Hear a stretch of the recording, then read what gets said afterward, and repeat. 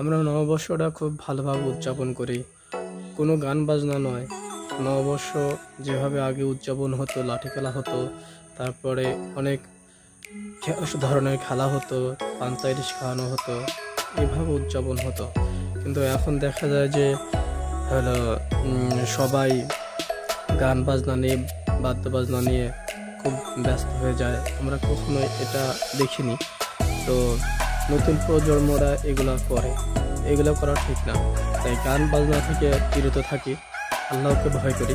আর অবশ্যই নববর্ষ যেহেতু বাংলার প্রথম মাস, তাই একে উদযাপন করি যেভাবে আগের বাঙালিগণ যেভাবে দাদা পরদাদারা উদযাপন করে গেছে, সেভাবে লাঠি খেলা দেখাই।